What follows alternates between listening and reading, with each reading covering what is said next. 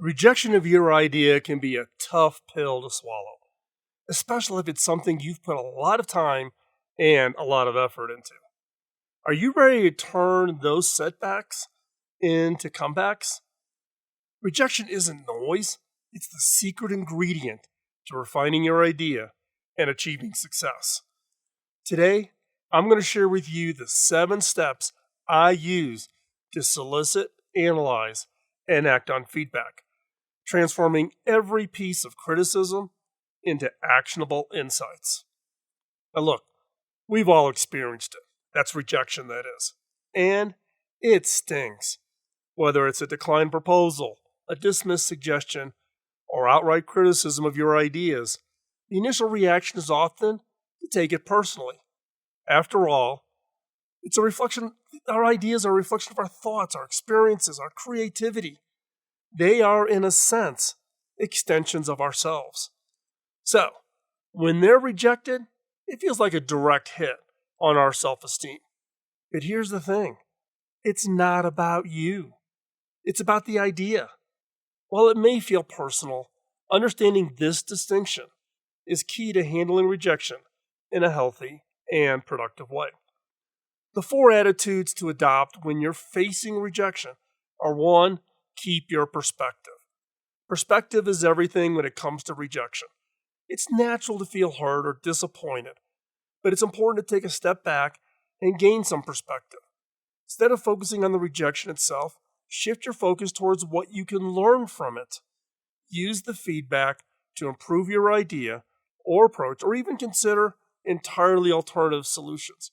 Remember, every rejection is an opportunity for growth and for improvement. 2, embrace failure. Rejection is a form of failure, but that doesn't mean it's a bad thing. In fact, failure is often necessary for growth and for success. Many successful individuals have faced numerous failures and rejections in their career, and they don't let them stop them.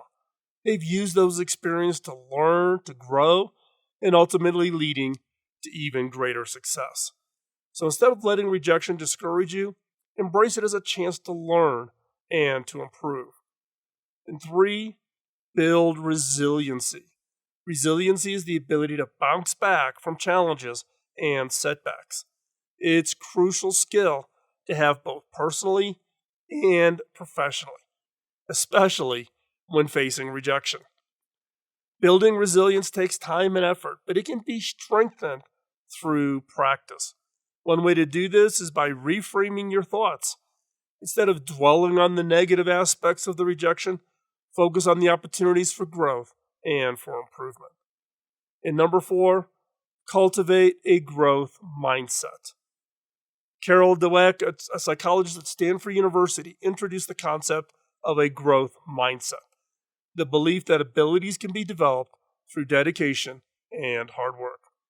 Now, applying this mindset to how you receive feedback means seeing every rejection as an opportunity to learn and to improve. Ask yourself, what can I learn from this? Instead of dwelling on the rejection itself. So,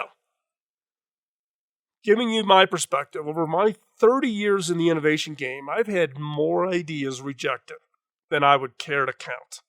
However, each rejection has taught me something new about my ideas and ultimately helped me to improve them. The journey from conception to realization of an idea is fraught with challenges, not least of which is navigating the seas of opinions and critiques and suggestions that ultimately will come your way. How then do we solicit this feedback in a manner that is constructive, and how do we move forward with grace and determination? Here are the 7 steps I follow to solicit, analyze, and act on feedback. Step 1, identify your feedback circle. Not all feedback is created equal. Begin by identifying individuals whose opinions you value. Those could be mentors, peers, or even critics that have a history of insightful observations. The selective approach ensures that feedback you receive is relevant and constructive. Remember, the goal is to refine and improve your idea, not to gather as many opinions as possible. Be careful not to solicit feedback only from people who agree with you. Diverse perspectives can offer valuable insights and help challenge your assumptions. Step 2. Reframe your request for feedback. When soliciting feedback, clarity is key. Be specific about the kind of input you're looking for. Are you seeking thoughts on the feasibility of the idea, its potential impact, or suggestions for improvement? A well-framed question not only makes it easier for others to provide useful feedback, but also demonstrates that you're serious about refining your idea. Some sample questions to start with include, what do you think the strengths and weaknesses are of this idea? Or how can I improve upon the concept? Or do you have any suggestions for potential challenges or obstacles we're going to face? Step 3, create a safe space for honest feedback. One of the biggest hurdles to receiving honest feedback is the natural inclination to defend your idea against criticism.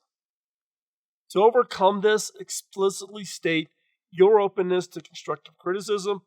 Assure your feedback circle their honesty is not only really appreciated, but essential. This creates an environment where feedback is given and received in the spirit of mutual growth. Remember, feedback is not a personal attack, but can be an opportunity for improvement. Step 4, actively listen and take notes. As you receive the feedback, stop talking and engage in active listening. This means focusing entirely on the feedback, asking clarifying questions, and resisting that natural urge to justify or explain your idea unless the person asks you to clarify.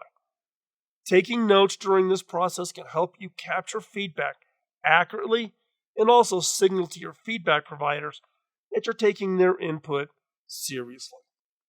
Step 5, express gratitude. Whether the feedback is positive or negative, always thank your feedback providers. Acknowledging the time and thought they have invested in helping you not only fosters goodwill, but also encourages them to be forthcoming in their feedback in the future. Plus, expressing gratitude can help you maintain a positive attitude towards the feedback and avoid any feelings of defensiveness or negativity. Step 6, reflect and analyze. With feedback in hand, take the time to reflect on what you've heard. Analyze the feedback for common themes or reoccurring suggestions.